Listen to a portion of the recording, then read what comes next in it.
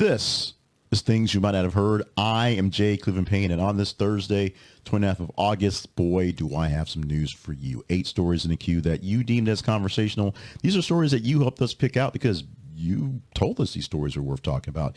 We'll explain the full vetting process in a bit, but we'll remind you right now that we have a website, which is, of course, thisisaconversationproject.com. Details about how we do things is there all the time. And you can also email us whenever your heart contends to it by pulling out your phone, going to your computer, going to the conversation inbox at gmail.com. News today to include Arlington National Cemetery and Trump, Lady Gaga and dogs, and much love, and a bit of aging to you folks would love for Rebecca DeMornay today on this day. As we said, it is Thursday, the 29th of August. No particular rhyme or reason to the way these stories are being presented. We will give you some context on how they got to be here towards, as we go along. And in the teaser part, we'll tell you how we actually get the stories here for you every single day. But one of the stories that's basically making the headlines and people are talking about it, at least on the cable news, over and over and over again as the story evolves, is headline number 1. Headline reads, Veteran Slam Trump Team's Altercation at Arlington National Cemetery. Former President Donald Trump is facing some criticism, or his team specifically facing criticism, as they are dealing with some serious backlash. So what happened? Trump's team took a group of videographers, video camera folks, to Arlington National Cemetery when they were at the cemetery a few days ago, celebrating the lives of the soldiers who lost their lives in the pullout of Afghanistan. Trump made a very, very big deal of talking about how the Biden pullout was such a disaster and went there to celebrate the lives and the careers at Arlington National Cemetery. And he took, like I said, a private group to record some things for whatever. And the biggest issue was Arlington said, you can't do that. This is solemn ground, hallowed ground. You can't just have camera crews wandering around the cemetery, willy-nilly stepping on things, doing stuff. And there was an altercation. Arlington says there was an altercation. The Trump people have a bunch of stories for it, but Arlington's like, yeah, there was an altercation. That's all we're going to say about this. They can't have videographers in various places. This has turned into a larger scale event where now the veterans, many veterans groups are saying, yo, you can't do this. This is hollow ground. You can't have just random people wandering around with your video cameras, taping things, coming out of the bushes, just being in the way. Trump doesn't want to fight the veterans groups because that's a bad thing, but he also wants to keep the appearance that they're in charge. We're going to see how this one plays out for quite some time because for military tradition, it is extremely strict in how you do these things, where things can happen, and who is involved. This was a big deal. That was supposed to be a big promo shoot that turned into a bigger deal that may be fodder for the Harris campaign or anyone who is trying to oppose Trump things. Story for headline number 2. Sadar Sanders becomes the first college football player to sign an NIL deal with Nike, following his father's footsteps. This is big because NIL deals, which are name, image, and likeness deals for college athletes, get them paid. The fact that Nike is the first time jumping into this with this Sanders, along with the other Sanders who got his money in his prime, pun intended, playing football and baseball, is an interesting deal. Now, it might be a part of the family business, as they say, what's inside of the kind of the writing of the walls of these things here that they're signing with here. And it looks like there's going to be some pretty good deals for Shedeur Sanders when he goes pro. He looks like he's going to make a good shot at making a team and doing some damage. We'll see what happens if he develops. So he's not necessarily looking like a possible bust, looking like he's going to be great and going forward and something worth doing right now. The big deal is right now he's getting paid Nike bucks as a college player, which is blowing up the whole college scene with money and all of what's likeness going on. We're going to see how this thing plays out, especially as this year, whatever money we see come out of the new 2K NCAA football game, because that's back again. Or is it EA Sports? I don't play the games everyone. So I know NFL college football or NCAA college football is back in video game form now. So we'll see how that happened. That was a big likeness deal that had to be signed by a lot of folks. We'll see what happens with that one. But right now we know Sadar Sanders is getting paid right now this season as a Nike player. And he's not technically a Nike player because he's not quite pro. But I think we figured out whose shoes he's wearing when he goes to play for probably the Cowboys.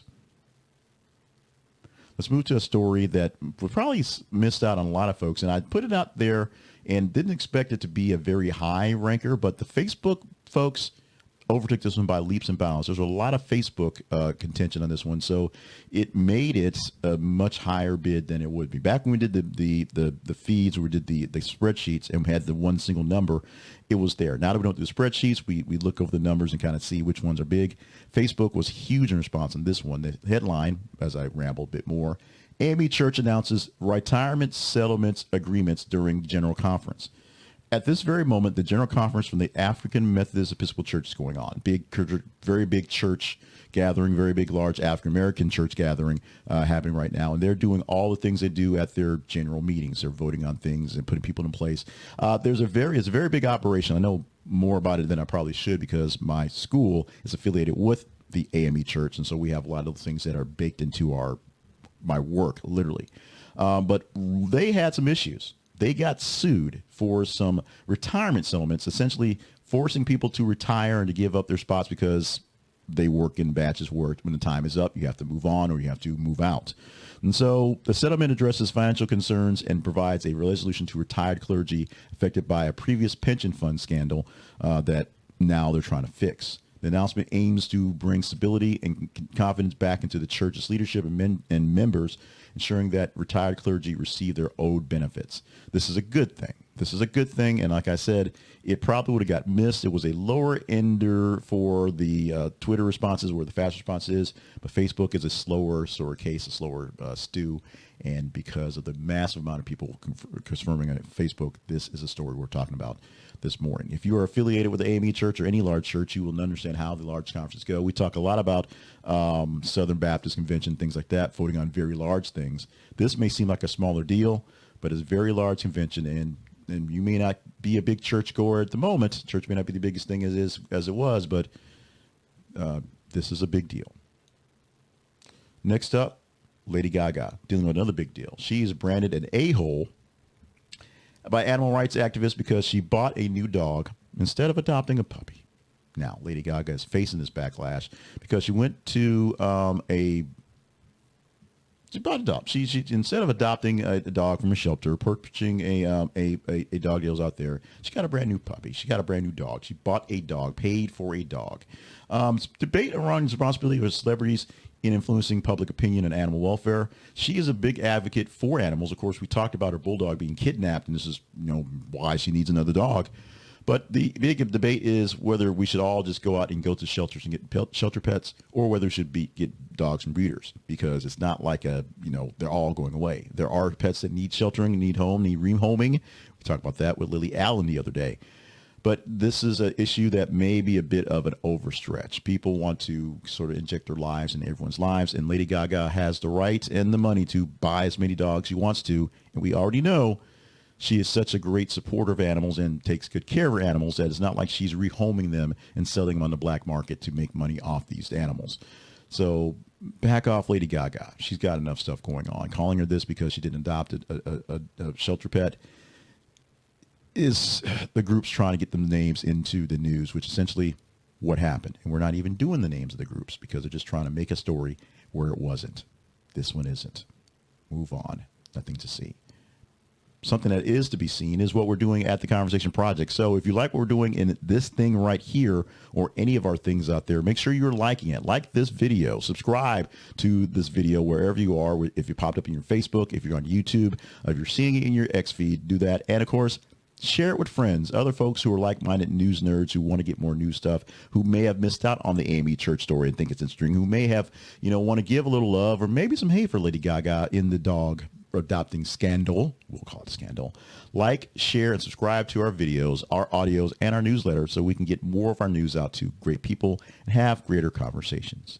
Back to conversations, back to news. The story we have that's listed at number 5 this morning is an interesting one. If you're watching the video, you see pictures of people walking around with, this guy's got a big old katana sword. Other pictures that we've been seeing are people literally large battle axes and big long guns and things like that. Hawaii residents are celebrating a change in weapon laws that allows people to carry these things. Implementing a new gun control measure which allows the restrictions for various firearms to be lessened in public areas. Also allows restrictions for other types of weapons and areas, including very sharp, pointy ones and ceremonial and sometimes really real bladed weapons. And so because of that, many in Hawaii have been wandering around the streets in the last couple of days carrying some of the formerly banned weapons, Second Amendment rights along that one, and carrying the formerly banned weapons that are of the pointy side going forward.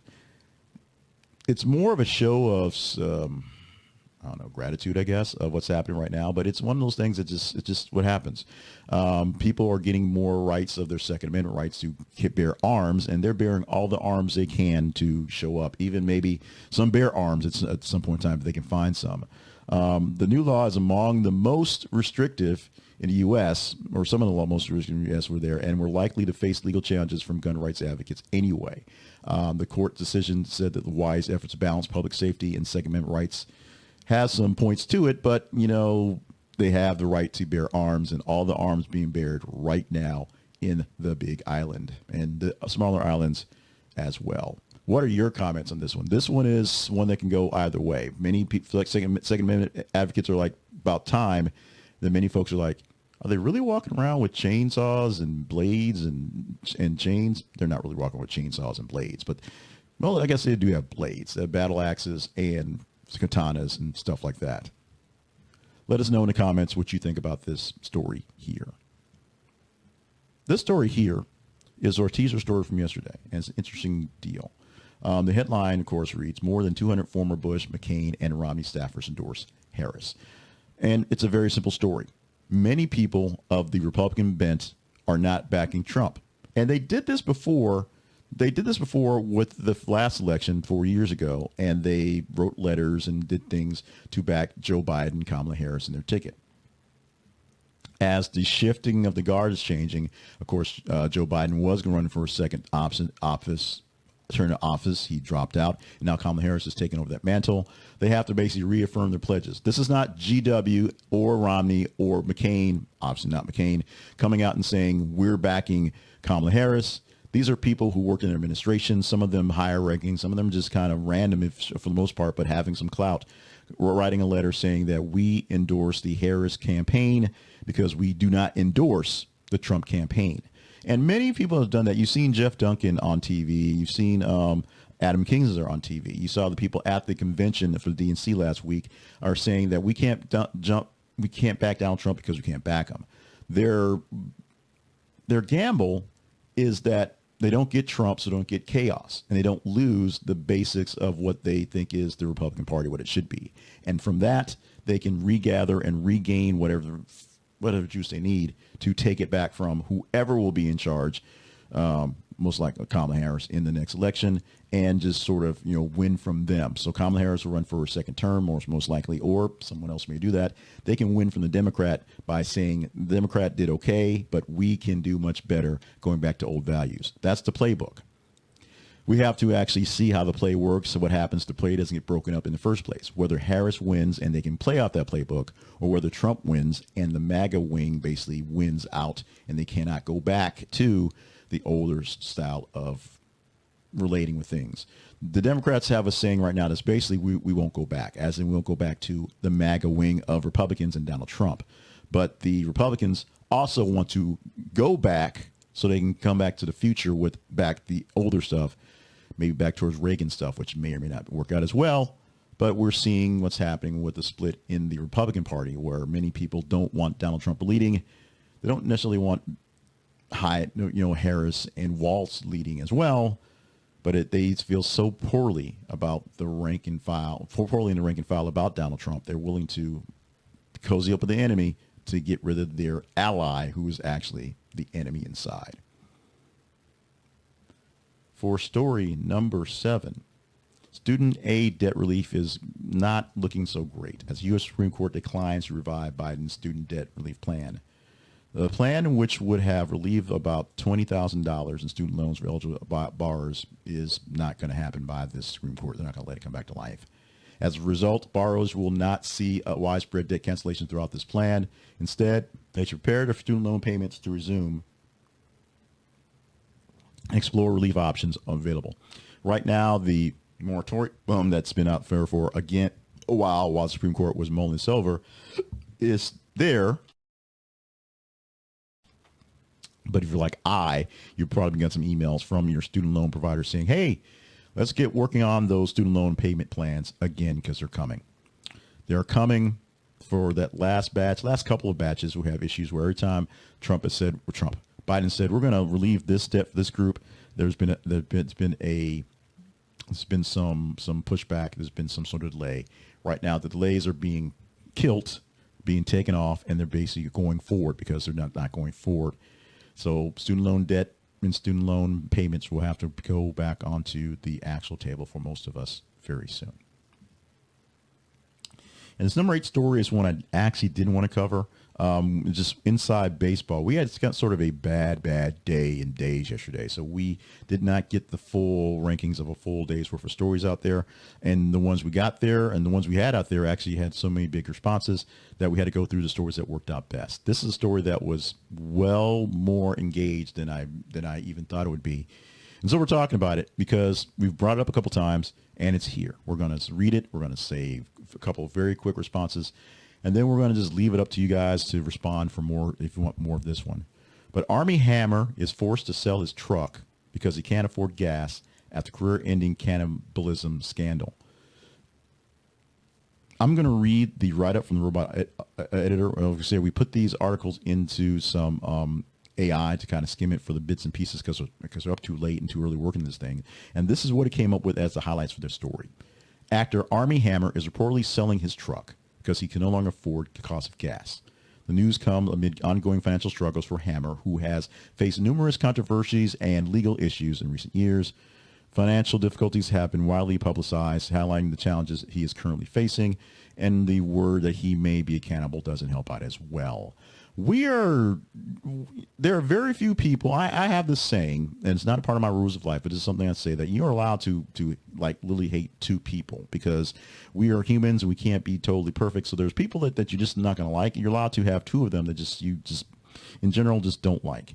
We don't really prescribe to that here for the Conversation Project. We talk about folks that we don't like very much. We do a lot of bashing of folks like Candace Owens, who is a carpetbagger liar. But we don't really like to throw the hate on people unless they do something heinous. And Armie Hammer has not done anything heinous. The stories about cannibalism, the stories about his life, the fact that he was living in the Bahamas selling timeshares or whatnot, trying to make money, his downfall as an actor and as a just successful person is very sad.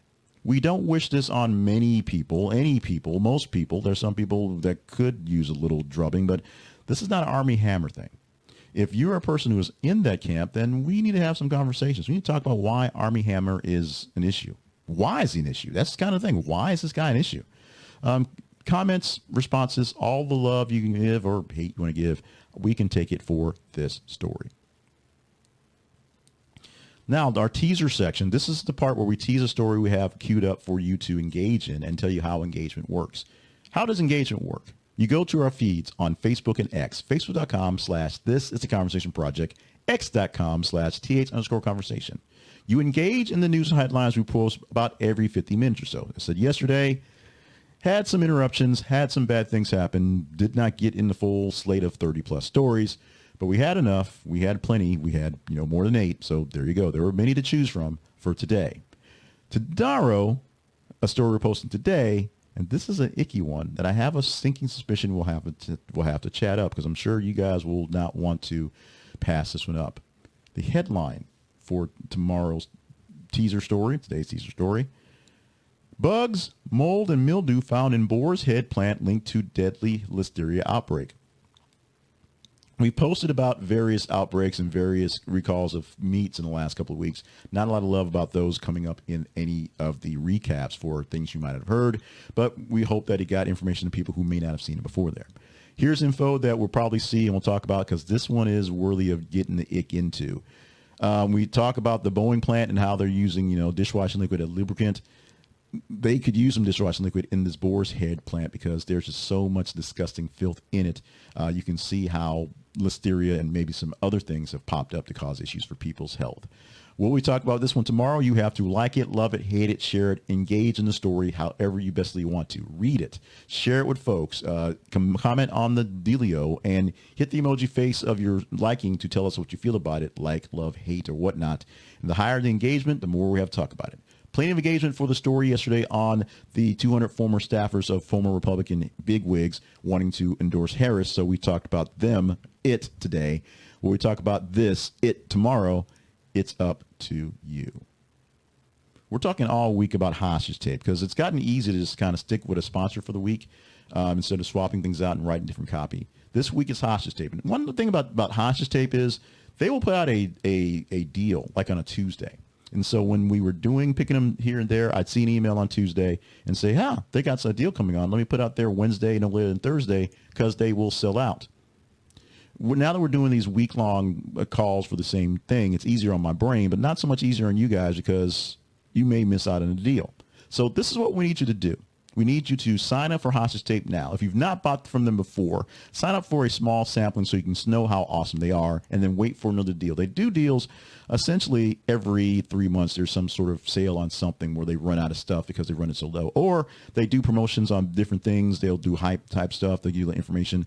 Right now, what hostage tape is doing is sending a lot of information type stuff for breathing, for health things that get you into because they want to stay in top of mind in your inbox. There's there. What does that mean? They probably have a sale coming fairly soon and want you to pay attention to it. So if you're not a hostage tape zealot at the moment, it's time to get your tape on. The most comfortable mouth tape in the world, plus tape strips for your nose to make sure you're breathing properly. That's through your nose and not your mouth. Go to our website for our affiliate link, and it goes to details on what they do and how they do it. This is theconversationproject.com/hostage tape. This is theconversationproject.com/hostage tape, and check it out. Now, as I said, every 3 months or so, it seems like they've had a deal on major matches package on it that are marked down so they can get them through. And when they do that, they run an inventory and it takes a week or so to get stock back up for normal orders. So you might want to get in on the deals right now so you know what's happening, because I'm pretty sure they have a deal coming up sometime probably late September, middle October. You're going to get a big deal on hostage tape for people who are stocking up for their workouts in the summer, in the winter, for inside workouts, and for, people that snore. Let's talk about us. The Conversation Project lives online at this. It's theconversationproject.com. Our online home is where you can find the stuff on the Conversation Project. We have links to other sponsors, links to other issues, places where we're located, YouTube, TikTok, things like that. Links to our email newsletter where you should subscribe so you can make sure you don't miss out on things from us as well. And our partnerships page. You can become a partner and become one of us. Well, you're already one of us as a news nerd as you're engaging in the feeds and emailing us all the time, but become one of the deeper insiders and help out what's going on. You can directly help fund what's happening, which is great. You can also help get more insight as I give deeper details on the inner workings of the Conversation Project to our partners. We'll highlight them on Friday and on the Saturday show, so you'll see who they are out there. But it doesn't take much, and there also are some one-time donations. So you want to get, give me a little couple bucks into the kitty and walk away. We'll give you some hype on there as well. We're also learning how our monetization works for YouTube. So there's a lot of talk that is YouTube related for things like this. So I will say right now, like and subscribe. See the little button lit up while you're watching this. But we're doing a lot of things to make sure we're getting more options. We're finding more options and getting more things that help things work out better for our show, for our projects, for all of More Better Media. And we're happy about that. If you want to contribute, consider being a partner. If you just want to sit back and enjoy the show, at least follow us on the feeds and email us with your complaints, comments, and concerns so we can get those going and get your things in the kitty as well. Speaking of kitty, pun intended, going the wrong way there.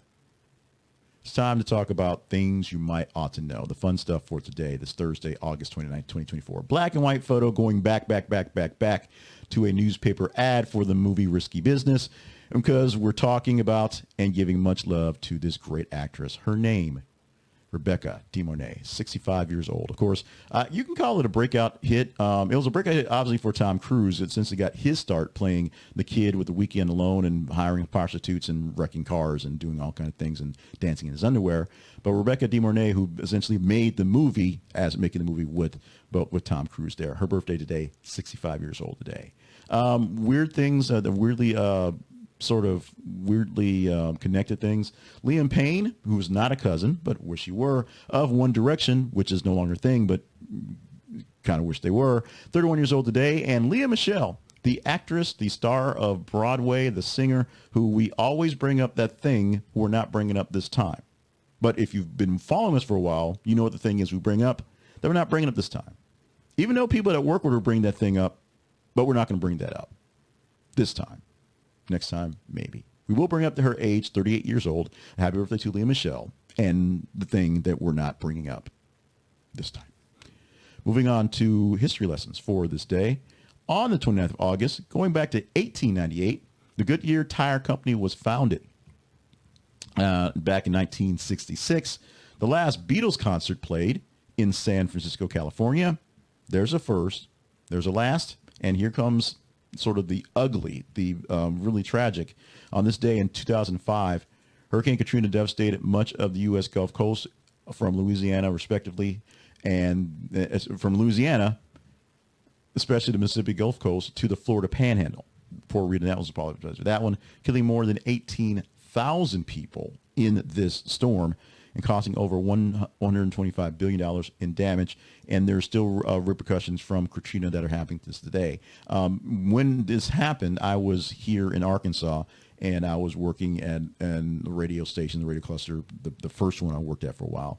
And because we were a news station, we did what we could to kind of go what was going on. We had a lot of people who evacuated from New Orleans, from Louisiana, all the way back up to Arkansas, and decided after things got cleared up to stick around. Very many residents of the state right now were Katrina evacuees. We did a lot for the effort. We sent down a news crew. We sent down our news director at the time and one of the DJs from the local CHR station to we load them up with gas cans to go down there and see what they could see. It was devastating. We've had many storms since then, many large storms like this, but nothing has had the impact and just sort of the cultural just staying on our brains as this one. And as this will be the 20th anniversary coming next year, there'll probably be you'll probably hear a lot more about it next year. Of course, we don't have election going on, so there's less stuff in the way there. Commemorating the issue, celebrating those who survived, and of course, mourning those who did not survive the issue, including many towns, many municipalities, many businesses, and just sort of lifestyle things that have changed because of Mother Nature. Let's do our word for the day. Our word for the day is gravity. It means heaviness or weight. Kind of obvious, but maybe not. The gravity of the marble statue made it difficult to move without the help of specialized equipment.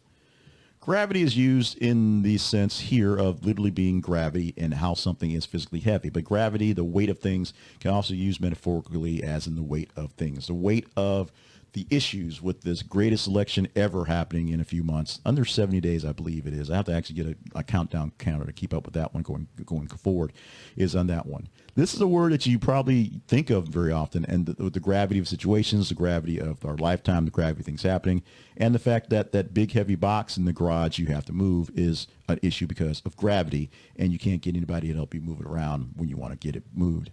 This is one that I know you use every day because it happens every day. Gravity affects our lives.